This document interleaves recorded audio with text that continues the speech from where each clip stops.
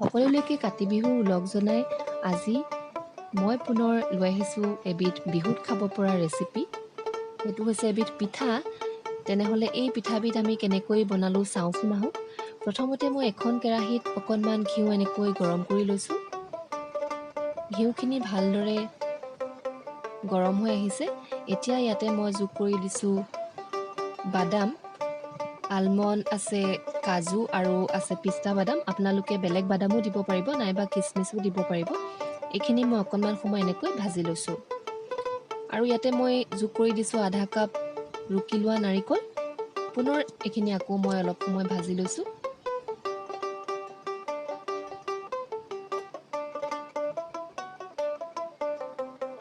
এয়া এনেকৈ ভাজি লোৱাৰ পিছত ইয়াতে মই এতিয়া যোগ কৰি দিছোঁ 4 চামুচ চেনি। আপোনালোকে সোৱাদ অনুসৰি গুড় নাইবা চেনি বেছি কম ব্যৱহাৰ কৰিব পাৰিব।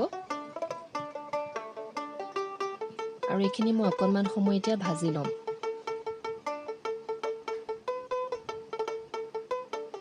এয়া চেনি আৰু নাৰিকলখিনি খুব ধুনীয়াকৈ মিলি গৈছে। এইটো ষ্টেজতে মই এইখিনি এনেকৈ ৰাখি দিম। এইখিনি মই এতিয়া জুইৰ পৰা নমাই থ'ম। আনফালে এখন কেৰাহীত মই 2 বাটি পিঠাগুড়ি একেবাৰে কম জুইত ভাজি লৈছোঁ।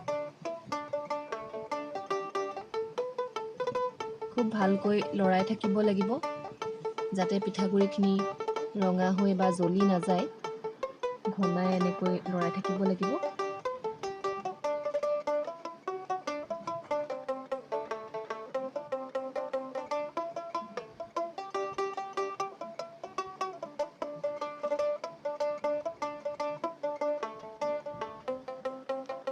এইখিনি প্ৰায় ভজা হৈ গৈছে।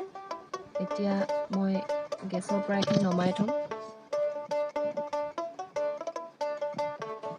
এতিয়া মই এইফালে অলপমান গৰম পানী কৰি লৈছোঁ।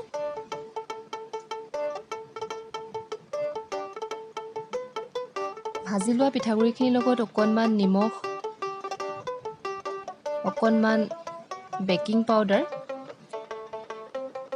আৰু এচামুচ চেনি দিছোঁ। আপোনালোকে বেকিং পাউডাৰ নিদিয়াকৈও বনাব পাৰিব। আৰু এতিয়া মই আগতে গৰম কৰি ৰখা পানীখিনি অলপ অলপকৈ এই পিঠাগুড়িখিনিৰ লগত মিলাই যাম। এনেকৈ কম কমকৈ মই মিলাই যাম। একেলগতে গোটেই পানীখিনি দি দিলে পিঠাগুড়িখিনি ঢিলা হৈ যাব পাৰে। সেইকাৰণে কম কমকৈ মই পানী এনেকৈ দি লৈছোঁ। আটাৰ দৰে মঠি ল'ব লাগিব। সেইকাৰণে মই পানী জোখত দিব লাগিব। সেয়েহে কম কমকৈ দিছোঁ।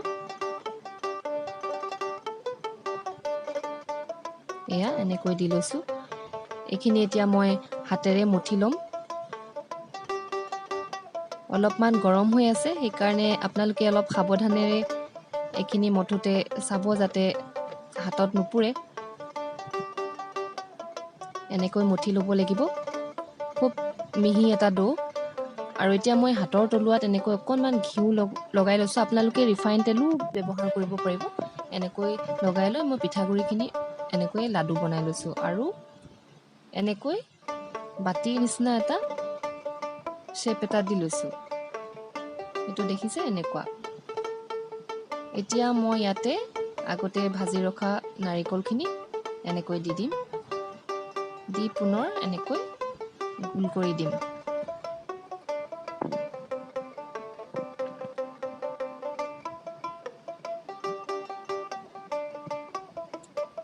এনেকৈ বন্ধ কৰি দিম।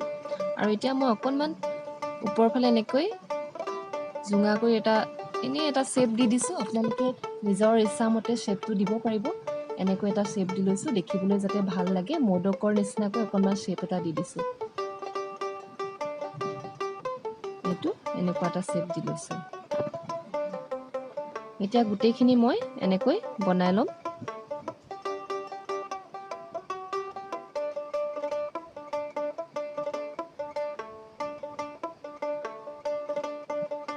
এইখিনি মই এনেকৈ বনাই লৈছোঁ। এতিয়া মই এডাল টুথপিকৰ সহায়েৰে এনেকৈ ডিজাইন কৰি দিছোঁ।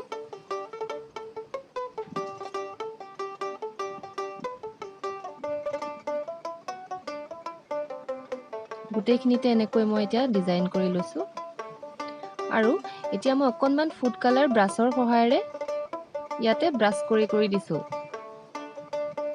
আপোনালোকে ফুড কালাৰটো নিদিলেও কথা নাই নাইবা প্ৰাকৃতিক যিকোনো ৰং আপোনালোকে যিবিলাক ৰং খাব পাৰি সেইবিলাক আপোনালোকে দিব পাৰে মই মাত্ৰ দুটোপালহে ফুড কালাৰ ব্যৱহাৰ কৰিছোঁ বহুত বেছিকৈ দিয়া নাই আৰু ব্ৰাছেৰে গোটেইখিনিতে এনেকৈ অকণমান অকণমান লগাই দিছোঁ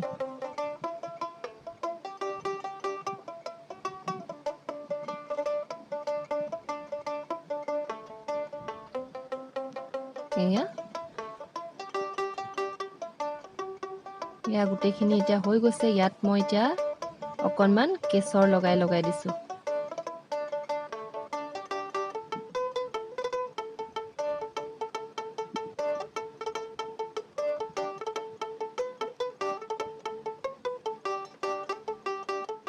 এতিয়া এটা চচপেনত মই পানী গৰম কৰি লৈছোঁ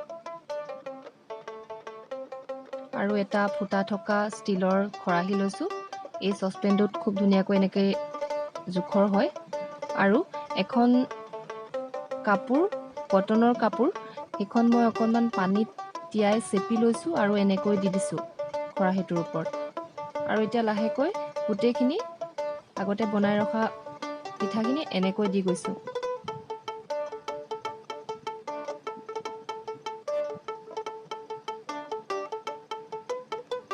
এতিয়া কাপোৰখন অকণমান এনেকৈ দি দিব লাগিব আৰু এটা দিব পাৰি ইয়াতে দি দিছোঁ এইটো